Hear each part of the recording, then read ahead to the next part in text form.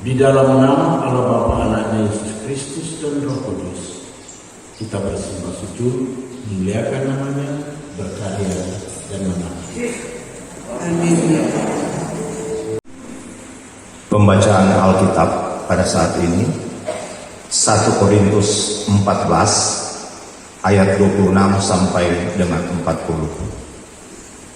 1 Korintus 14 ayat 26 sampai dengan 40. Dengan perikop peraturan dalam pertemuan jemaat. Jadi bagaimana sekarang saudara-saudara?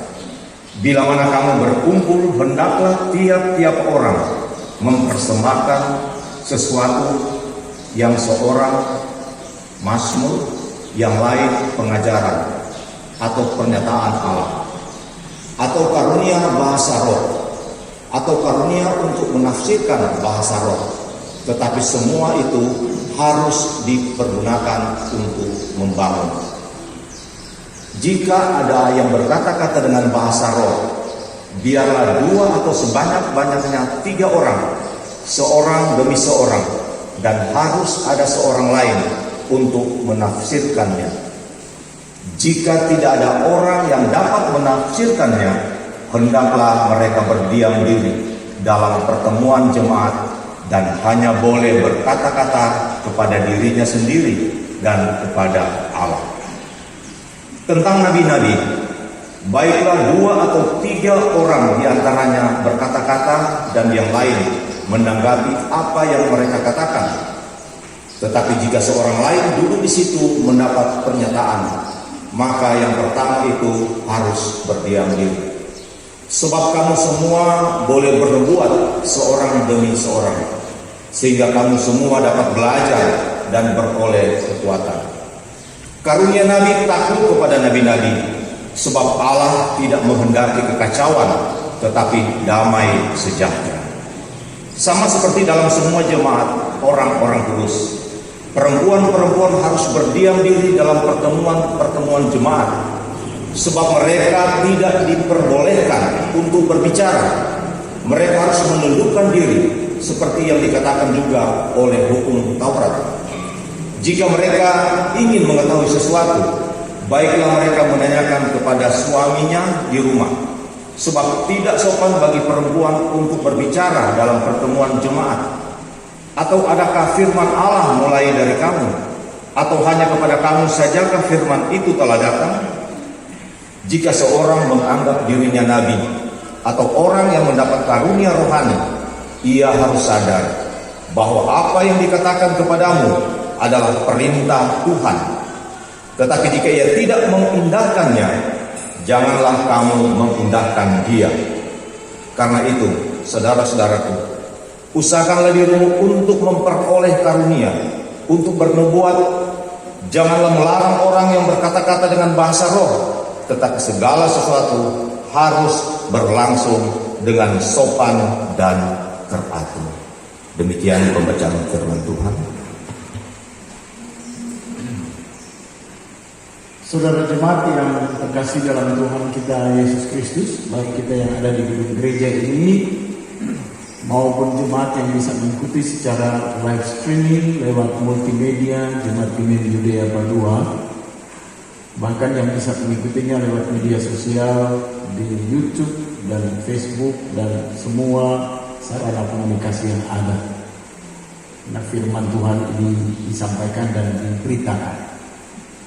Tema sepanjang minggu yang berjalan ini oleh Badan Kerja Majelis Sinode adalah keteraturan menghadirkan damai sejahtera, dan menggambarkan tentang jemaat Korintus yang merupakan jemaat yang unik, jemaat yang istimewa, jemaat yang sangat menonjol di antara jemaat-jemaat perjanjian baru waktu itu. Jadi kita tahu bersama bahwa kota Korintus ini adalah kota pelabuhan, dia kota modern di zaman itu. Kemudian dia kota yang mempunyai ilmu pengetahuan dan teknologi yang tinggi, mereka punya komunikasi internasional sangat maju. Tetapi ada catatan-catatan kecil bahwa di kota ini adalah kota judi, kota perdagangan baik manusia maupun barang, kota prostitusi, dan berbagai-bagai penyakit sosial berkecamuk di kota ini. Tetapi puji Tuhan, oleh karena karya Roh Kudus maka terbentuklah jemaat Tuhan di tengah-tengah kota yang metropolitan ini. Di kota yang modern, kota yang maju, maka terbentuklah jemaat Tuhan di kota pelabuhan ini. Tentu saja kualitas sumber daya manusia yang ada di jemaat di kota Korintus ini, tadi saya sudah katakan bahwa kualitas sumber daya mereka itu sangat menonjol. Karena mereka banyak orang ada pengalaman kerja, mereka punya pengetahuan, praktik ibadah mereka luar biasa, dan kemudian mereka dikategorikan sebagai jemaat yang maju. Ada banyak dari anggota-anggota jemaat ini yang memiliki karunia-karunia. Tetapi karunia-karunia ini harus diselaraskan. Ya, karena kalau karunia-karunia ini dibiarkan, maka akan merupakan sebuah kekacauan. Tetapi kalau karunia-karunia ini diarahkan oleh badan pekerja majelis jemaat, maka karunia-karunia ini menjadi sebuah potensi yang sangat kuat, sehingga kehidupan rohani dari jemaat itu bisa diandalkan. Ada yang senang membaca Mazmur, ada yang senang pengajaran-pengajaran. Mereka mencari tahu isi Taurat apa, isi sastra-sastra kuno apa, ajaran-ajaran yang positif apa. Kemudian ada yang senang bernubuat, ada yang memiliki karunia bahasa roh, ada yang punya kemampuan untuk menafsirkan bahasa roh. Tetapi karunia-karunia ini haruslah membangun komunitas jemaat. Karena apabila karunia-karunia roh itu tidak ditafsirkan dan tidak diartikan dengan benar, maka justru jemaat akan bingung. Ya, kita bisa bayangkan sementara ibadah begini, tiba-tiba jemaat bilang, saya diberikan karunia bahasa roh. Ya, dan tiba-tiba jemaat berdiri kemudian tampan sebatang pada pending, kita tidak mengerti dan saudara tidak mengerti, maka kacau ibadah. Jadi orang yang memiliki karunia bahasa roh, syaratnya pada saat yang sama Tuhan akan menyiapkan orang untuk mengartikan bahasa itu, sehingga apa yang dia sampaikan menjadi pemahaman yang jelas dalam ibadah jemaat. Saudara, makanya Paulus mulai menasihati beberapa hal. Berkata bahasa roh harus ada yang menafsirkannya. Karena kalau tidak ada dan kalau tidak kendalikan diri, maka itu akan menjadi sebuah pameran. Ya, akan terjadi semua apa ini yang berlaku? Apa dia? Masa Roh Kudus mempermalukan anak-anaknya? Masa Roh Kudus masuk ke dalam diri seseorang, orang itu sebab teriak bahasa roh, dia sebab guling di muka, DP baju sudah lagi teratur. Masa Roh Kudus mempermalukan seseorang sehingga boleh jatuh di depan banyak orang tanpa sadar? Padahal karya Roh Kudus itu adalah karya agung yang luar biasa yang mau menerjemahkan kasih. Ada tim doa di satu jemaat, mungkin ini catatan untuk KPDP ya. Ada tim doa di satu jemaat. Tim doa itu orang berdoa orang sakit dong kasih duduk di kursi. Orang sakit dong kasih duduk di kursi. Untuk tim doa sambil dong berdoa langsung menyanyi pemenang-menang. Untuk orang sakit bilang ini, siapa tidak sakit? Kita pun ngoni, ya. Karena dia ada sakit dia bapak dia, nomor itu tim doa semua nari, semua timbul pila-pila tarik, semua naik ke surga. Karena dompet pelayanan memang seribut sekali pakai menari ya, dengan bahasa-bahasa yang tidak jelas. Kita gereja Protestan, kita gereja Reform, ya ada bahasa roh, ya. Tetapi bagaimana bahasa itu ditafsirkan sehingga orang lain memahami, ya. Kemudian ada orang tiba-tiba berdiri di belakang, ada ibadah di gereja, di kolom, kaum bapak, kaum ibu, kaum muda, tiba-tiba orang berdiri, bertobatlah karena kerajaan surga sudah dekat. Saya mendapatkan penglihatan dari Tuhan bahwa gereja ini harus dijual. Oh muteh, setengah mati dah bangun, sudah suara lama dah bangun, kau mau jual. Serta tu BPMJ tanya, siapa mesti jual? Tuhan dah bilang pada kita bahwa gereja ini harus jual. Dulu pendeta Ruru orang datang membilang begini, atau almarhum pendeta Profesor Dr. W.A. Ruru, pendeta Ruru, Roh Kudus memerintahkan saya untuk datang kepada Bapak Pendeta, dan dia meminta saya Bapak Pendeta kasih 500.000. Kom pendeta Ruru bilang, dan Roh Kudus saya bilang pada kita jangan kasih. Nubuat kan harus jelas dan orang pergunakan itu firman Tuhan for DP kesenangan dan DP keuntungan atau dia manfaatkan. Bapak Bendahara, Roh Kudus bilang pada kita harus dikeluarkan dari kas jemaah 5 juta rupiah. Nah itu kata Roh Kudus. Jangan ragu-ragu Pak, langsung jawab. Roh Kudus bilang jangan kasih karena itu tidak ada di anggaran. Ya, hati orang berjumpa. Itu tentang nubuat. Kemudian dia kasih nasihatnya tentang perempuan-perempuan. Ya, kenapa dia bilang perempuan badiam? Kong bapak yang rapi, gagah, ya, yang tidak usah branded. Bapak yang gagah. Komba diam di gereja ibadah. Karena apa? Ibadah kafir dipimpin oleh perempuan-perempuan. Laki-laki dorang suruh badiam. Itu ibadah kafir. Laki-laki dorang suruh badiam, kondorang untuk baror. Jadi itu laki-laki waktu itu di Korintus sebelum dorang jadi Kristen masih ibadah kafir. Laki-laki membentuk organisasi BII, yaitu Bini Injang-Injang, ya. Nah, takos kambing. Nah, ya. Hebat dia di situ, dulu situ, jam macam-macam sebelum ibadah selesai. Karena dia di situ. Nah, teru air, memasak, pokoknya kita pulang beres. Jangan macam-macam, jangan kita cabut keciman. Karena itu Rasul Paulus bilang gini, ya? Waktu di kafir itu pemimpin pujian perempuan dan mereka mempraktekkan tarian telanjang, seks bebas, change partner. Itu imam yang memimpin ibadah itu adalah imam perempuan.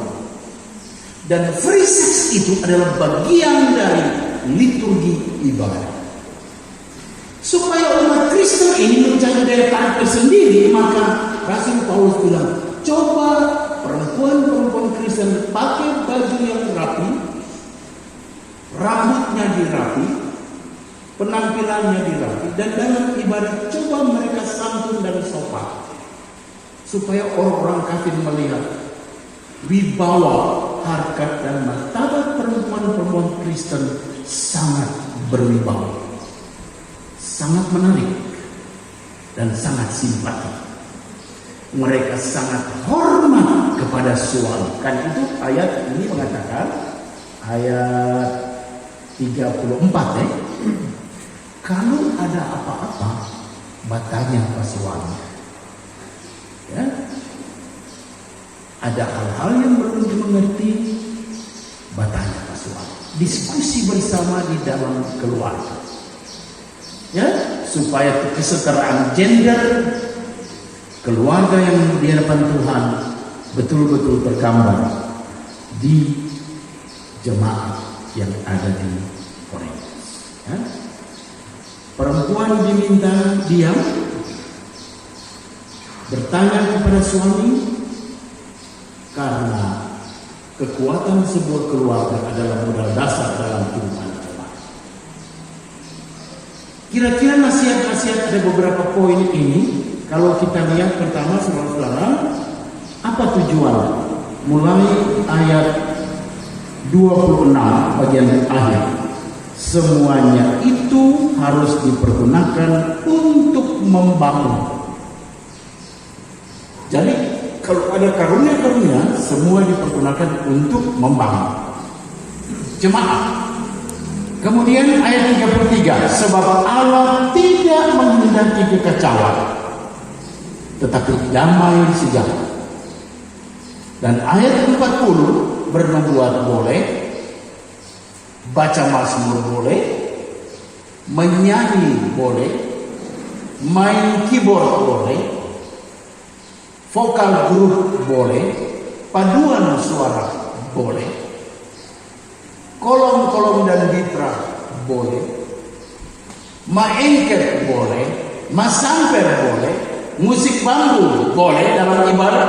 Tapi ingat ayat 40, segala sesuatu harus berlangsung dengan sopan dan teratur, sehingga membangun komunitas jemaat. Ya? Dan itu saya kira bukan sombong rohani. Karunia-karunia yang ada di jemaat bukan untuk sombong rohani, ya? Tetapi untuk membangun kehidupan berjemaat.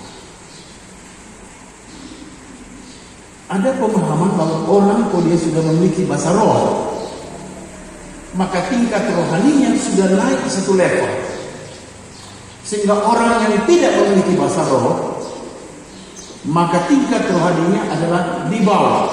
Sementara orang yang sudah punya bahasa roh, tingkat rohaninya di atas. Karena itu banyak orang bukan terjadi manifestasi, terjadi tapi manipulasi. Lu daripada dong bilang kita nyata roh, kanan-kanan dong. Kan? Kami di ibadah hundu bersuara menurut keng-keng, menurut kamu. Dia suruh bobol-bobol 100 Kalau orang di fakultas teologi gampang sekali, kalau cuma jadi bahasa Yunani, dia masih berani. Dong setahun itu bahasa roh. Ya? Tetapi untuk apa kau cuma sombong rohani dan pamer? Sementara Paulus bilang semuanya untuk membangun kehidupan. Itu saya kira catatan. Kepada komisi-komisi yang dilantik dan lansia, sidang majelis jemaat bersidang, programnya mereka bersidang. Sesudah mereka bersidang, maka mereka mempercayakan kepada badan pekerja majelis jemaat, ketua, wakil ketua, sekretaris, bendahara, anggota menjadi mandataris melaksanakan keputusan sidang jemaat. Maka BPMJ ini mendapat mandat dari sidang majelis jemaat untuk melaksanakan program Gemim Yudea.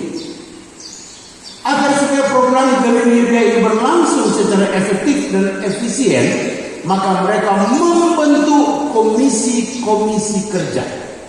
Karena itu komisi-komisi kerja ini mendapatkan surat keputusan dari badan pekerja majelis jemaat. Jadi mau backing apapun, koordinasi dengan badan pekerja majelis jemaat supaya semua berlangsung secara sopan dan teratur. Dan ini di antara anggota komisi ini ada yang sudah beberapa periode sudah menjadi anggota komisi, Sehingga menurut evaluasi BPMG, hasil kerja komisi-komisi sangat baik, sangat bagus. Karena itu ditunjuk ulang jadi komisi. Berarti evaluasi BPMG dan oh ini bagus, ini ibu ini bagus, bapak ini bagus, saudara ini bagus, saudara. Jadi Tuhan tunjuk ulang sebagai perpanjangan tangan daripada pekerja majelis jemaat. Bekerja, yang mungkin tetek manis mau kasih malu, DP anak-anak yang sangat dia kasih menjadi komisi-komisi kerja di dalam jemaat Yudea. Karena itu pesan firman hari ini adalah hakikat beribadah. Ya, dalam ibadah kita Tuhan datang, orang jawab. Tuhan datang, orang jawab. Tuhan datang dengan tangisan, orang jawab dengan puji-pujian. Tuhan datang dengan hukum Tuhan, orang jawab dengan pengakuan dosa. Ya, Tuhan datang dengan berita anugerah, orang jawab dengan puji-pujian. Tuhan datang dengan firman, orang jawab dengan persembahan. Akhirnya komunitas itu pulang dalam berkat Tuhan. Karena itu datanglah sebelum tahbisan dan pulang sesudah berkat. Kalau dikasih pembinaan di jemaat, kalau kita tanya, kalau di ibadah, hadirin itu siapa? Mau ibadah gereja, ibadah kolom, ibadah berkah, saya tanya. Kalau di ibadah, hadirin itu siapa? Maka cepat sekali bilang, jemaat. Hadirin dalam ibadah adalah Tuhan. Yang mau hadir di ibadah adalah Tuhan. Kau siapa mengatur itu ibadah? Yang mengatur itu ibadah adalah jemaat dan pemimpin ibadah. Pemain keyboard, kantorir, persus yang bertugas, kadin, dan kami semua yang ada di depan ini adalah prompter. Jadi jemaat dan pengatur ibadah, orang mengatur itu ibadah karena hadirin yang mau datang adalah Tuhan. Karena itu semua harus berlangsung dengan sopan dan kalau di Yudea kan jemaat kota, berapa ada di jemaat-jemaat lain sekretaris bilang, pena koordinator ibadah, pena lagi 10 menit ini jam 9, pena sudah di mana? Menuju pasien, menuju kemana? Kamar mandi, baru mau mandi gitu. Baru kalau di doa-doa di konsistori dong berdoa kepada Tuhan, kami berdoa untuk jemaat yang sementara menuju ke sini. Itu belum datang, sudah didoakan. Mertu lansia subalalar dari tadi setengah 9 berdoa. Ya tidak pernah kan didoa di konsistori Tuhan kami berdoa untuk jemaat yang sementara menuju ke sini dan untuk jemaat yang setengah 9 sudah duduk manis. Kami berdoa untuk mereka. Ya, saya kira semua berlangsung dengan sopan dan hakikat daripada ibadah. Karena itu saya kira kalau Yudea terkenal yang permen. Tidak ada yang bilang kolom 5 dan sudah dibuka rumah. Berapa kan umur pakai doa. Kalau tidak siap dengan sama kolom 5, kalau tidak siap tidak usah datang dibuka. Karena lebih bagus begitu tunjuk kalau di LCD. Puji-pujian kolom 5. Penaturan dia akan suara. Kami puji dengan supaya itu ibadah berlangsung di flow-nya enak kok. Nah, saya kira saya sangat menikmati ibadah hari ini. Oke. Masing-masing kita punya peran. Baik BPMJ versus komisi-komisi kerja, kostor, pegawai gereja, petugas multimedia, ya semua kita punya peran. Maka mari kita menjaga peran ini. Jangan sampai terjadi overlapping dan tumpang tinggi. Ya, siapa kostor suruh baca warta jemaat. Siapa kostor ada hadir di sidang majelis jemaat. Ya, itu sama jangan sampai tempat ini ya. Kalau kostor habis atur-atur keluar, mulai dengar-dengar. Ya, ke sidang majelis jemaat karena sidang majelis jemaat berlangsung dengan rahasia. Ya. Begitu masing-masing. Jadi bagaimana kualitasnya? Ya, Robert Darwin bilang manusia berasal dari yakin. Sombong makan puji, pandang enteng, di mau badengar, di mau hargai, tunjung pandai, dia sorasa dari pendapat lebih hebat, itu yakin. Serta orang mau tegur, namun apa akan itu yakin. Kalau di sidang majelis jemaat, ketua baru membuka tuh rapat, inilah agenda kita pada hari ini. Dengan agenda sebagai berikut. Kita mulai dengan agenda yang pertama. Ada Pak Ketua. Ketua, itu yakin. Ya. Robert Darwin bilang melalui proses evolusi lama sekali akhirnya menjadi manusia. Sopan, santun, elegan, komunikasinya bagus, cara kerjanya bagus, DP menghargai orang luar biasa. Jadi kalau di keluarga, di majelis, di kolom, di bipra, di lansia, di komisi dan UPK, orang maksudnya itu sumbangan sukase. Sedikit kok jangan kasih. Yang nggak usah sedih berarti masih yakin. Belum manusia. Dia berproses masih. Ya doakanlah supaya dia berproses evolusi cepat selesai.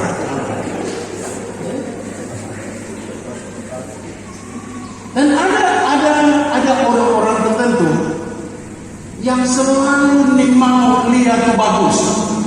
Selalu protes, selalu mau lihat bagus, itu tak ada, selalu protes.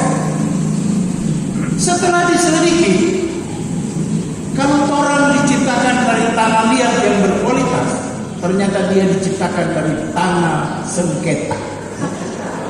Karena itu dia selalu suka cari hal. Jadi pesan firman hari ini sesuai dengan tema di dalam Tuhan.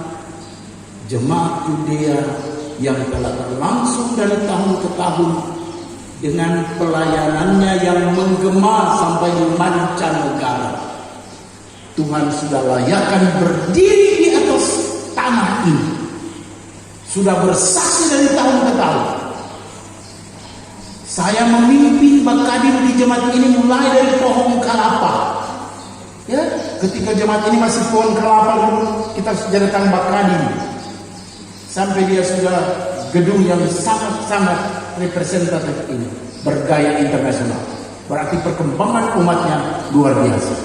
Karena itu, apabila hidup kita mendengar Tuhan, maka sesuai dengan tema keteraturan menghadirkan damai sejahtera. Amin. Amin. Amin. Amin. Maka amin lah masalahnya. Dengan damai dan sejahtera dan terimalah berkat Tuhan.